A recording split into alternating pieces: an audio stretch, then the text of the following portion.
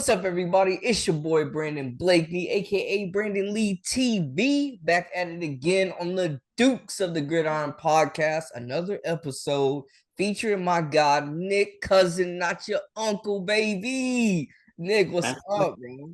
that's right. That's right. Just coming off that still that national championship game coverage high that we all get in the media world. So just coming down from that, getting back into the normal routine of life after a busy Most definitely, whatever man. however many months it's been, man. I don't even know. They're all running together. I feel like it's been like six, bro. This season's I been just found so out the other day it's crazy. been April for 8 days. So You know what I'm saying? And now we're here, bro. We're here. We're catching our breath a little bit.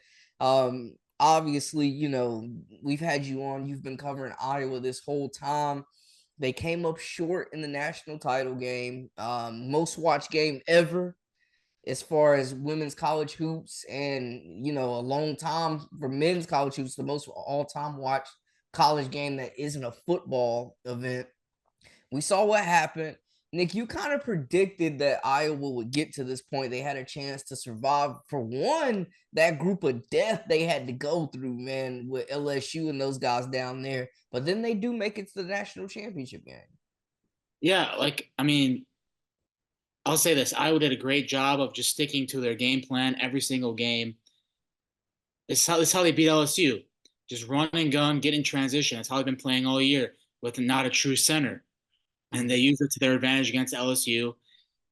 No one in LSU could guard Caitlyn Clark, even our girl, our favorite player, Haley Van Lith. She's like, what am I She's out supposed to there. do? What is she supposed to do? So Coach.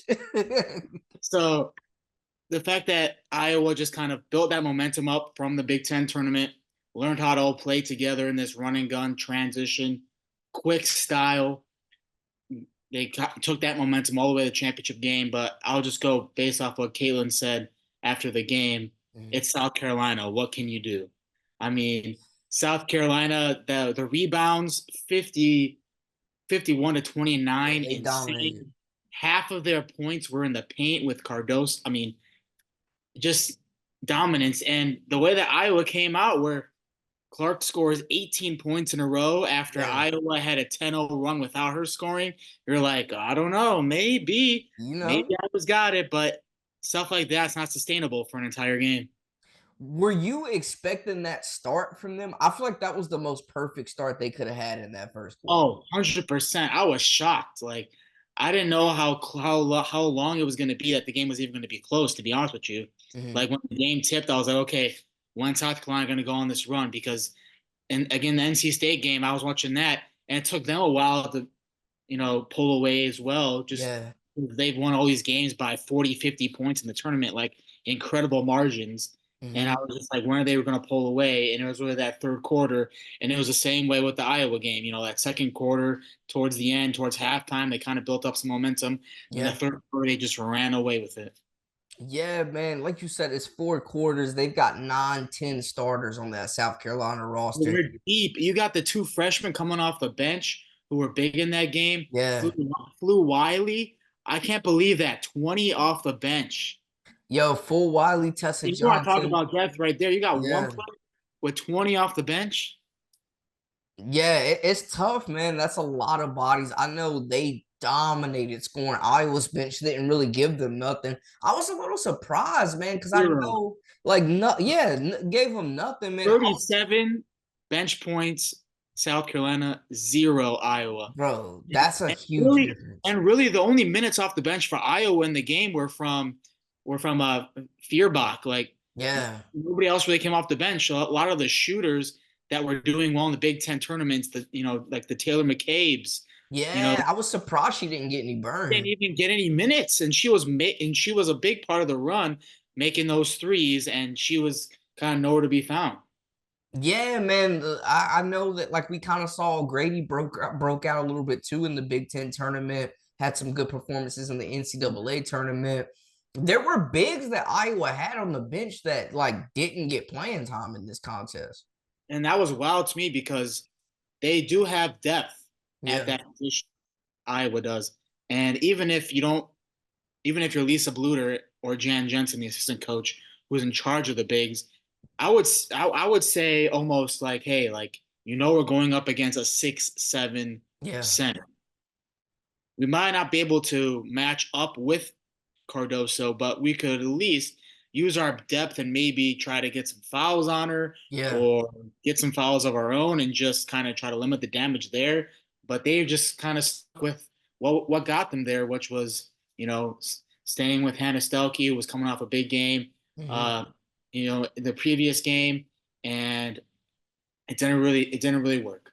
Stokey had some big games. She definitely was the second best player this year, playing a lot bigger than she had to last year. She was great in transition. I think South Carolina just had the bigs that could keep up with her, and she left a couple bunnies at the rim. But looking at like her performance and them not playing the bigs like Coach Luter, were you surprised by that they didn't try to go a bigger look at all?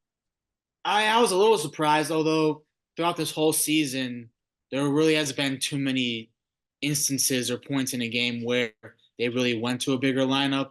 I Mhm. kind of think they just kind of stayed with what was most comfortable to them.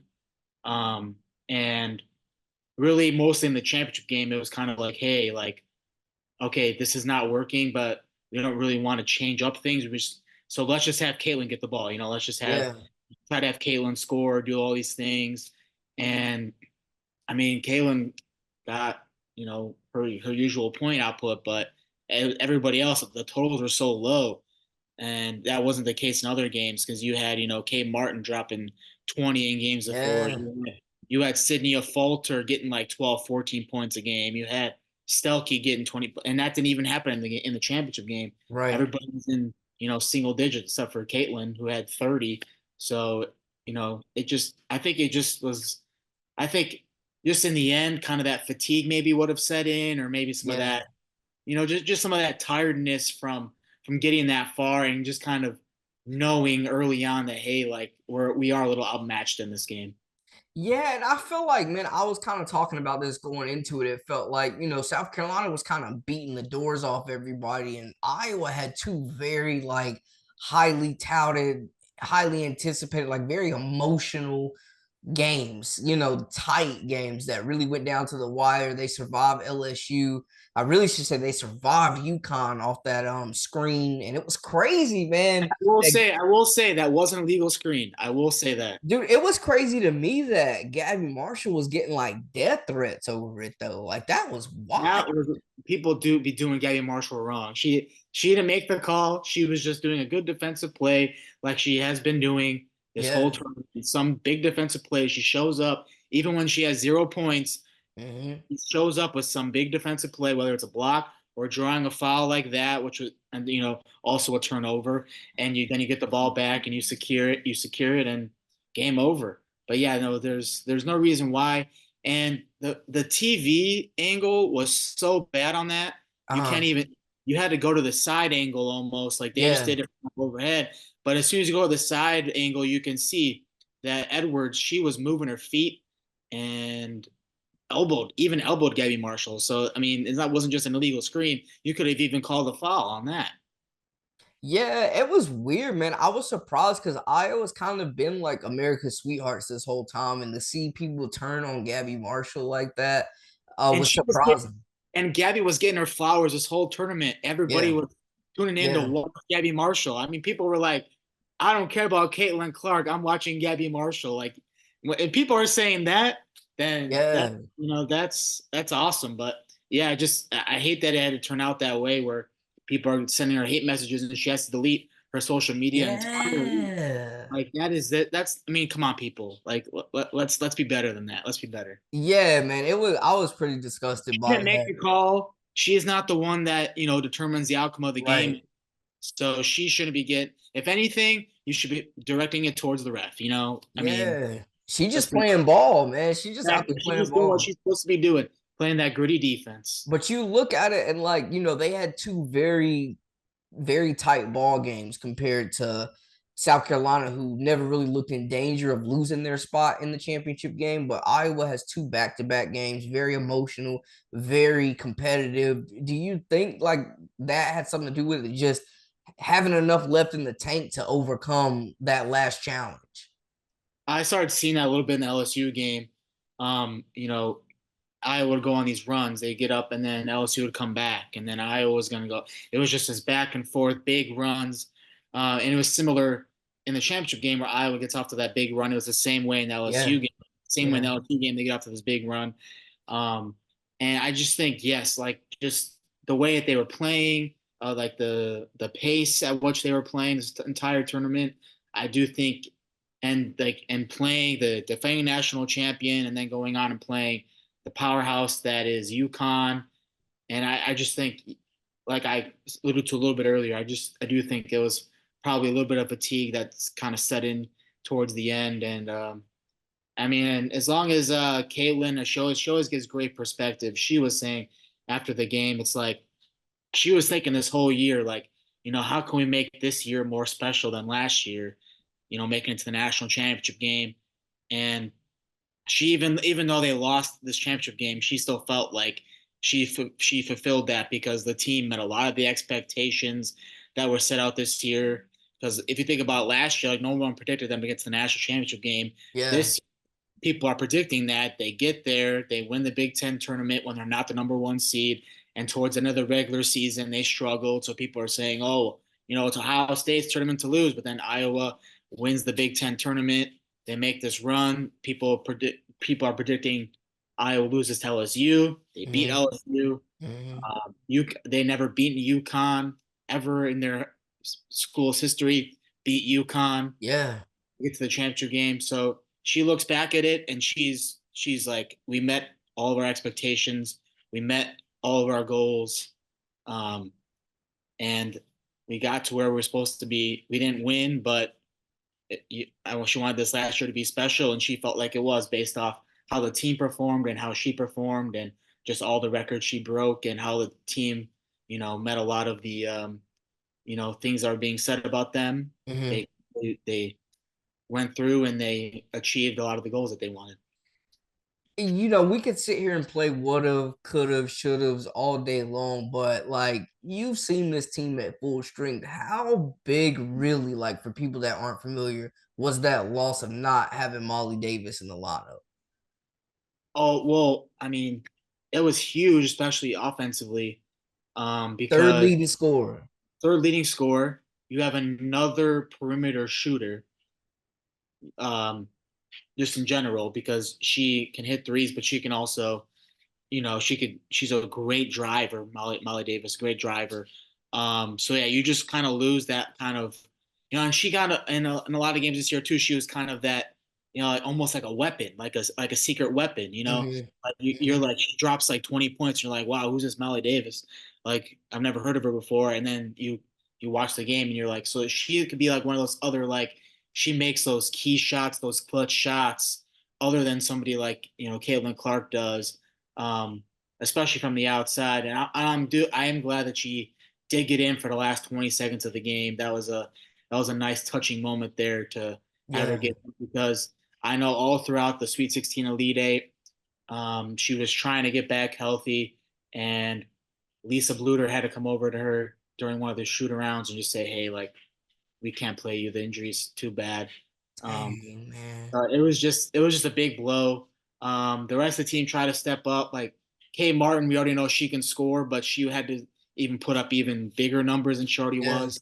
And Yeah. she did some games, but it just, Molly Davis would have helped just have kind of that, you know, other offensive threat, and another player who was big in the big time moments, who could make the big time plays, and somebody other than Caitlyn, because I feel like down the stretch, I think Caitlyn felt like she had to take over a little, Mm-hmm. and Yeah.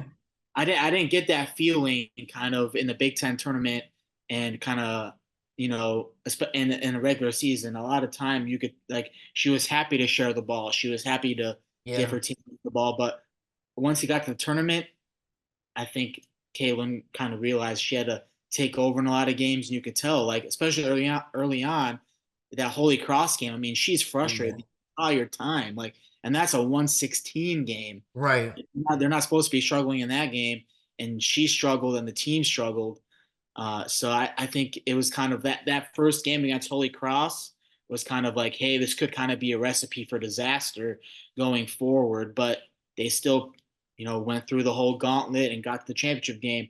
And that was another thing that, going back to what I said about what Caitlyn said just after, I think that's kind of just part of, what made this team more special than the team she said last year's team was. So obviously now we know Caitlyn Clark has got Iowa in the rear view, heading to arguably be the number one draft pick to the Indiana Fever. There's been a lot of talk about the adjustment, the learning curve, and her impact on the WNBA. I mean, we're already seeing ticket prices double, triple, games being moved to bigger venues. Does this fan base, do they continue to follow her into the WNBA? I think being in the Midwest, that the Fever, if she goes number one, obviously the Fever have kind of made it known that they're Yeah. picking Yeah. Caitlyn Clark number one. Not really, but really have. I think that definitely helps. Iowa fans keep in touch with her. Indianapolis is only a 4-hour drive from Iowa City. Um, so I definitely think that her being in the Midwest definitely helps the rest of the Hawkeyes fans in the state of Iowa, can still support her and still follow her. And it's just crazy to me, like that the you were talking about moving her game, especially when she plays other teams in WNBA, making the big arenas. Like I saw Yeah. the Aces, even like the Yeah. two-time WNBA champions, moving their game from their arena to the Golden Knights arena, which has like 7 or 8 thousand more seats, Yeah. which is crazy. Like that's just tells you, man. Like, and I love that Dawn Staley, the South Carolina head coach. I love that she did what she gave Caitlyn her flowers. Like Yes, she did. post game, like before she even commented on winning the national championship, I love how she just gave credit to Caitlyn Clark and saying she you know, held a big for everybody, and Yeah. because what we're talking about with these teams moving to bigger arenas just so they can get people. I mean, Yeah. that's the impact that Caitlyn's had on the game of basketball and women's sports. Like she is like I mean, she did this all year. She sold out arenas that Yeah. doesn't even have sellouts ever for their women's basketball She a team. rock star. And so I love that Dawn Staley did that because despite what it's going to take transitioning to the WNBA, if she's going to struggle, if she's not going to struggle, it's still big that she's able to do this for the women's game. Yeah, most definitely. And I think like I've heard like comments from Cheryl Swoops, Diana Taurasi, and Co. just kind of giving their thoughts. And they sound like veterans talking about a rookie. I don't Diana think, Taurasi sounds like she wants blood, man. bro, Like she definitely wants to I smoke with saw her Caitlin Clark. comments, and I was like, She definitely wants to smoke with Caitlin Clark. dang, what's her problem with Caitlyn? I was like, damn. Like, and she said it on SVP too. She was going right after it. Like, she wasted no time. That clock hit zero. She's on SVP, and she's like, "Watch out, Caitlyn." I was like, Yo, "Woo!" a humbling is coming. Yeah, man. I mean, she's definitely gonna be in a position where she's gonna get everybody's best shot. And I mean, she's been having that her whole career. She's gonna get everybody's best shot. All those WNBA players are gonna want to try to cook her because when Caitlin Clark plays, everybody's gonna be locked in. Oh, everybody, she's going to continue to be much must watch, and Mm-hmm. people are going to continue to. I mean, I was for the LSU game. I had to do, go around and talk to fans and do all these things. And most of the fans I talk to never even watch basketball. They're just inspired by what Caitlyn's doing and a lot of Yeah. just this Iowa team was doing. Like, because no one's talking about Iowa on the national stage, like Right. just in general, just like overall, like everyone's talking about the UConns, the South Carolinas, the Tennessees, the name brand teams that have been the history of women's basketball. And the fact that Iowa and a bunch of players who are from Iowa and the Midwest can do this, get the two back-to-back national championship games, and just be kind of the face of a sport is just inspiring to everybody. It's just inspiring to everybody. Like not even people that don't even know what's going on in the game. They just want to watch because they want to be part of the history and all that comes with the team, which is just awesome. Yeah, and you mentioned like some of those brands that have been around. Do you think Caitlyn has established that at Iowa now? Is it going to be like a flash in the pan, or do they still? So I know ESPN released their like way too early top 25 poll, and they're South Carolina and Texas were at the top. Iowa was noticeably missing, man. I know like a Falter, Hannah Stolke, McCabe, like they've got some talent coming back, but where do you view Iowa basketball in the post Caitlyn Clark era? There's definitely going to be a dip. I mean, it's hard to replace a Caitlyn Clark. I mean, just in general, Impossible. like generational talent could go down as the best to ever play. Like, how do you replace that? I mean, it's just difficult. I mean, no matter who you have, I mean, there's a lot of recruits that have shown interest in Iowa, 4 or 5 stars, but do they really go there? I mean, you don't really have Caitlin Clark as kind of that plug anymore to kind of bring players in. So yeah, I mean, it's going to be tough. I mean, they'll probably, I would say, before Caitlin Clark, they were getting a Sweet 16 Elite Eights. Megan Gustafson was their best player, and Yeah. she's doing good in the WNBA. But I think they kind of have to have that player, that can kind of carry that torch. And I'm not sure who that is right now that could do that. So I'll be curious to see how kind of the carryover effect here. But yeah, I think it'll be a little bit of a struggle. They probably could stay in the top 25, but consistently, top five, top 10, I'm not too sure about that for Well, now. and like we mentioned Caitlin Clark, but also that people that haven't are maybe not aware of the fact that they're also losing basically the greatest class they've ever had. Like they're replacing at least what 3 to 4 starters next Oh year. yeah. I mean, Gabby Marshall's gone, Kate Martin's gone, Caitlin's gone, and Molly Davis is gone. So there's 4 of your 5 starters for most of the year. And the only reason that Gabby and Kay Martin came back was because Caitlin told them to come back, and they have Right. their eligibility. So you don't even know, like, if Gabby and Kay Martin didn't come back this year, you don't even know what.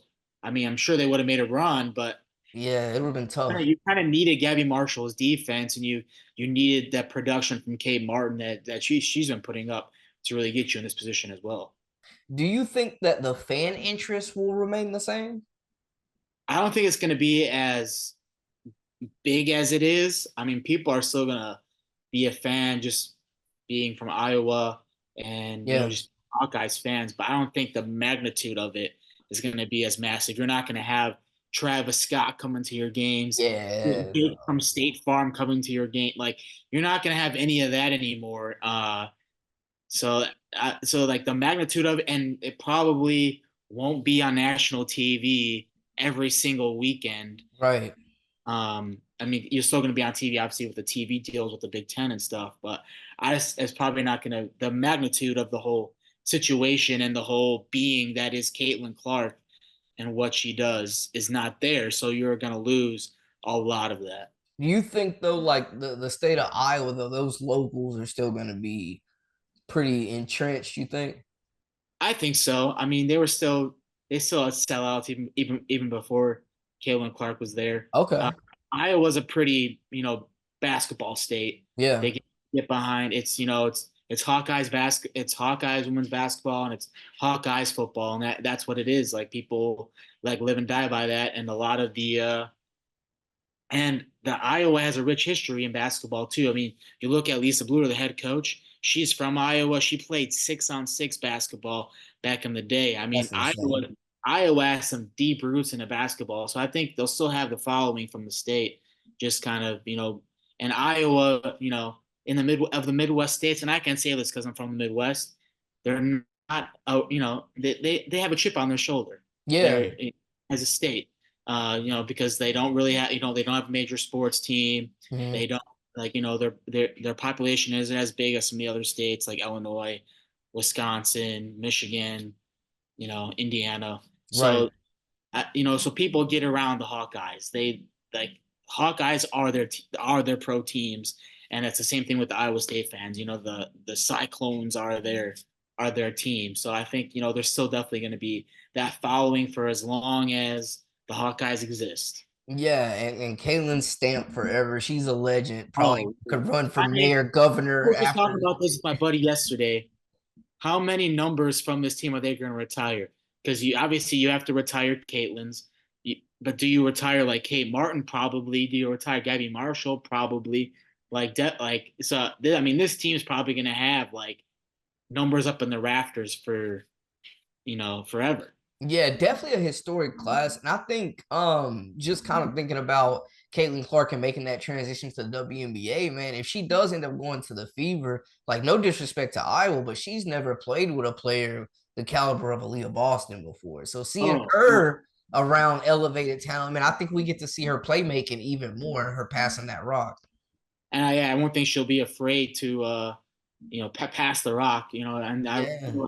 she won't need to have that feeling of, hey, I need to take over this game. Yeah, she She's ain't gonna have to score 30 every game. Exactly, and that probably takes a lot of the weight off her. It also probably makes her a little more comfortable. I mean, obviously she probably likes scoring a lot of points, but I mean, the easier that it is for you to play the game more freely, the better. Most definitely. And then, Nick, before we let you go, man, I know that you've been heavy on the recruiting news, the recruiting trail, and you guys have a really, really special player there that South Carolina and Iowa have offered, talking about those deep Iowa basketball roots. How do you feel about one, how Iowa's doing to recruit the local talent, but two, how big would it be to get another five-star recruit to come in that's a local kid? Oh, it'd be massive, and it fits right to their run and gun system. This Divine Burge from Davenport North, she was the Gatorade Player of the Year in Iowa, and she was the first player, only the second player from the Quad Cities, which is the Illinois and Iowa area around here, since Bree Beal. Bree Beal was the last, the South Carolina great, was the last to win the award from this area. So she's kind of really this next one. Mhm. Divine is, and she really fits into that Iowa run and gun style, transition style. She can get up and down the floor super quick. And her teammate, Journey Houston, who tore her ACL this year, already committed to Iowa. And Okay. so they could go together. But if South Carolina comes knocking on your door, I don't know if you turn that down. Plus, Dawn Staley was in Des Moines for the state basketball tournament to Oh, watch Divine Burge play. So if you're going to have Dawn Staley come to Des Moines, Iowa to yeah. watch the game play, I don't know if you can say no to She that. mean business. That's like Nick Saban pulling up on you. Like you can't, Exactly. you know what I'm saying? You can't really say no to that. But I know like that's gonna be something that you're monitoring there while you're there as well. And Iowa fans a name that they can get familiar with if she decides to be the hometown hero like Caitlyn did. And she can be right back with her teammate as well in Journey Houston. I think they could be like that next good like 1-2 combo Yeah, for years to come if it comes to that. absolutely. Nick, before we get out of here, bro, let them know where to find you at on social media, my guy. All right. Well, if you watch with Brandon before, you already know there's no S. You got to put the Z on it. Big And Z. Cuz and COUZ. That's on Twitter and Instagram. Those are mostly where I'm at. I guess it's X now, but whatever.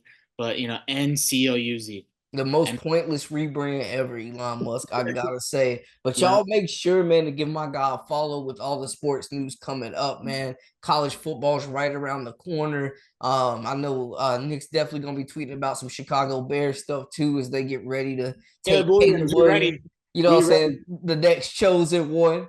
That's a wrap for us on another episode of the Dukes of the Gridiron podcast. Appreciate y'all tuning in, subscribing, liking, sharing, all that good stuff.